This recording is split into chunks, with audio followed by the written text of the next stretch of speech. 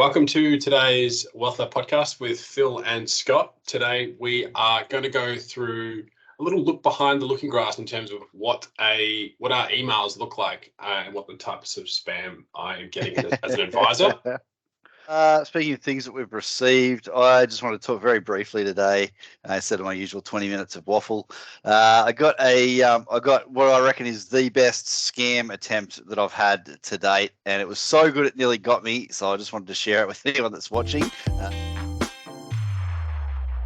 Right. So I'm going to be going through. For those that are listening, I am sharing my emails. I've got an email here that I screenshotted and sent to Phil, and it's from a woman named Naomi Bailey. So Naomi has sent me a cold email.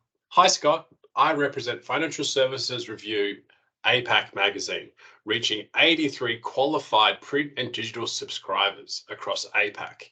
Now, usually to me that would say Asia Pacific, but I think that means something else. Our evolution panel have identified as Wealthlab, which could be a top 10 financial planning service providers in 2024.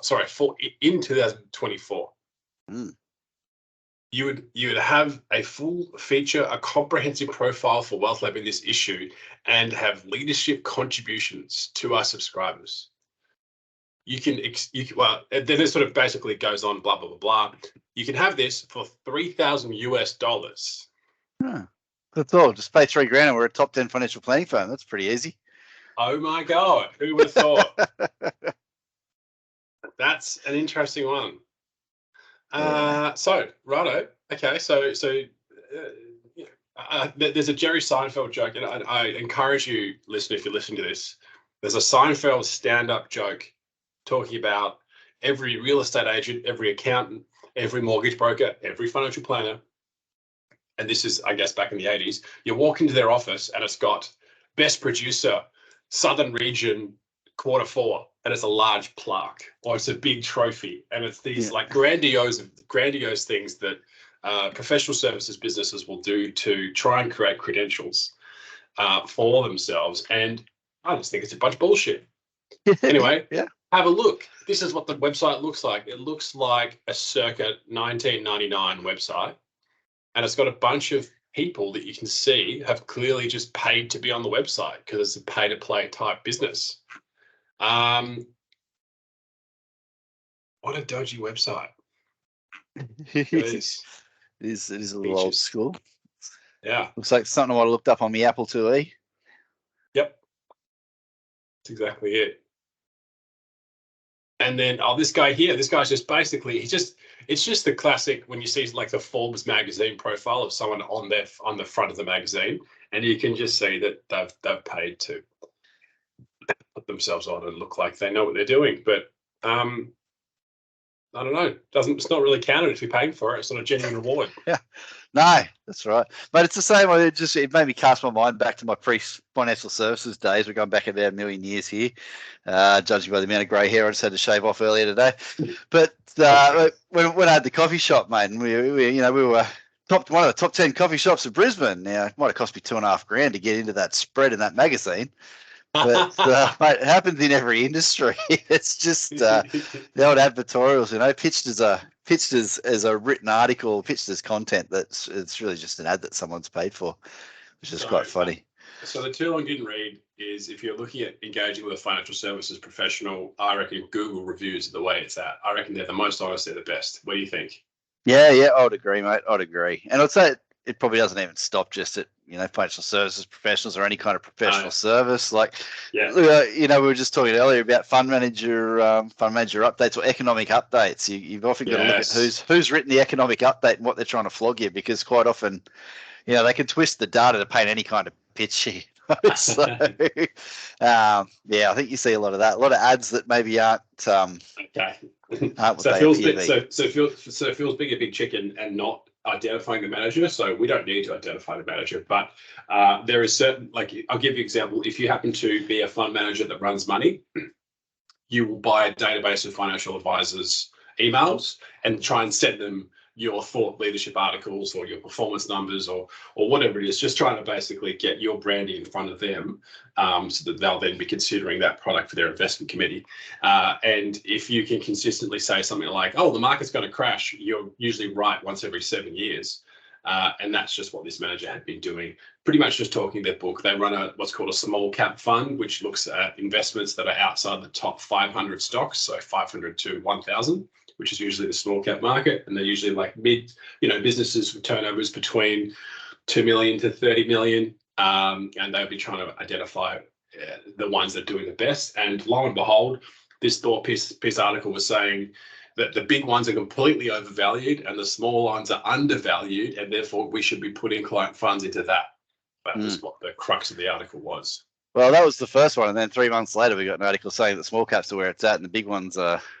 Small caps are about to have a reception, and the big ones are where it's at now. So anyway, take from that what you will. Yeah, you call me a big chicken, but I do have one that I'm going to share, because the other thing I was going to talk about was on the advertising not being all it seems. Is advertising that looks very, very much like it's advertising for financial planning services, but it's not from financial planners. Ooh, okay. An example I've got, and this is not the only one that does it, it's just one that was fresh on my mind that I spotted. Empty your super fund, invest, our favorite one. Set up an SMSF so you can start doing. Fucking, what are they doing? Yeah, well, I should probably close my messages there. Now, look. I'm not getting into the whole whether you should put your super into crypto and whatever. I think if you've watched any of our podcasts, you probably know what we're thinking there anyway. The point of bringing this up today was just this looks very, very much like an ad for financial planning. We can help you secure your financial future with an SMSF, blockchain, Cryptocurrency, financial advisors cannot be licensed in Australia to advise on cryptocurrency. It's Australia. It's not a regulated financial product. You can't, as an advisor, recommend or advise on cryptocurrency. So, if you know on the inside, straight up these are not advice. It's just advertising that very much looks like it. Property guys are good for it too. Buy a property with an SMSF. Click it. I want to see what this says. So for those who are listening, we're on LinkedIn. NGS is our favorite. Comes up a bit, yes. Yeah, well, I think because we keep interacting with the ads, they keep feeding them to us as well. Covered up. Yeah. And I'm just surprised that they're still in business. I can't believe that they are. But it's the age-old story of promising high returns, low risk or zero risk, and casting a story of you're going to be poor, sad, and lonely if you don't invest. And they have the miracle product, which is usually magic beans. And in this case, it's definitely magic beans. Yeah, they're promising returns of 16% per annum, which you really should be. I would be very skeptical of. So Phil is just scrolling through a website. Yeah, that was just one example. They're talking about creating a supplementary super fund to do this. The pros and cons of a supplementary super fund are you really can do whatever you want with a supplementary super fund money from an investment perspective, as long as you do not put it in your own bank account. You can invest really wherever you want. The problem with that is you can put it wherever you want. So that's why a big problem. That's why there's a lot of stuff online targeting people, because it's usually a big pot of money that people are trying to get hold of.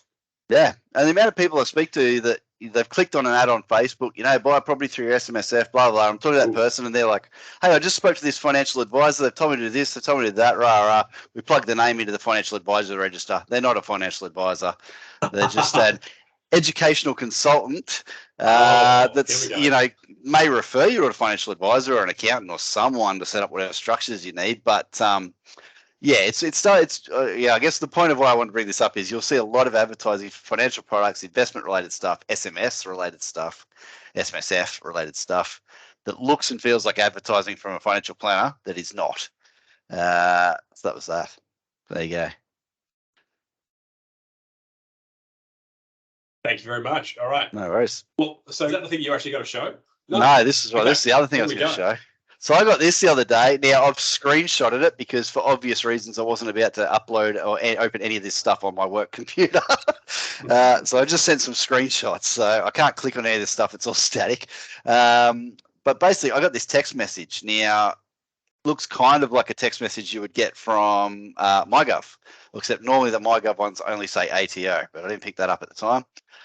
Tell me they've got access to an EFT. So the message comes in ATO-tax message. Yeah. So that's the message you've received. That's the message I've received. Now, ordinarily, I probably would have just completely ignored it, except for the fact that I had a random back payment due where I had to interact with the tax office for something that was actually due at the time I got this message. So it was just coincidental, which is why I clicked on the link like you should never, ever do. What comes up when I click the link is the fascinating bit. Have a go at this. Perfect clone of the MyGov login page. Oh, dear. So the URL is different? The URL is different. And that's wow. When I opened that, I went, well, you know what? This doesn't feel right. I closed it, and then I went and I physically typed in MyGov into the browser, and I logged in that way, which is what you should always do. You should never click on links in anything. Don't do what I just did. But mate, how good is this? It looks identical. But the giveaway, the URL was different, and the other giveaway, if you go down to the bottom, all these links were actually dead. They didn't go anywhere, whereas on the real site they do. But I thought, I don't know what the end game here is. I'm assuming they're just trying to capture your login details for MyGov. But, mate, it was so well done. It looks so good. The site's still up, so, obviously hasn't been picked up yet either. Wow. But that's a cracker, so watch out for that one. The URL is access pay dash accessible income. Interesting. Yeah. Yeah. So the summary is be vigilant. Just be vigilant. Talk to your mum and dad. Talk to your elderly parents or elderly friends. Ensure that they are also being vigilant. I think there is a higher chance that they will click on a link like this. Yeah. I think the safest thing you can do is, the ATO, MyGov, your bank, any of those organisations, none of them will ever send you a message with a link to click on. They'll send you something to tell you to log into your portal, but they'll never ever send you a link. So if you get anything like this, even if it looks legit, the ATO would never actually send you a link to click on. Now, like I said, it just got me in the moment. And I didn't think, and I clicked on it, which, again, is also stupid. But yeah, they'll never send a link. That's right. You type in the website physically yourself, log in separately. So, anyway, there you go. It's my hot tip for the day. Well, I thought that was a cracker and it was worth calling out because, geez, it looks bloody good. Good stuff. All right. So the takeaways from this are not everything is always as it seems. If you see a top-rated, top 10, blah, blah, blah, there's a thought leader article on someone's website, there's potential they've had to pay to play. The best way to do it really is just do Google. Yeah. And then that's for me. And Phil? My biggest takeaway is maybe we should just start issuing each other the Financial Advisor of the Year award, the Wealthlab Financial Advisor of the Year award. We just give it to each other every year. What do you reckon? Yeah, a nice little trophy for your desk. Yeah, that'd be great. That reminds me of the jiu-jitsu competitions that I participate in, where you pay $180 to compete for a $12 medal. Yeah, beautiful. It's quite the arbitrage they're making on that. Yeah. That's it, guys. Have a great week. Stay sharp. We'll speak soon. Cheers.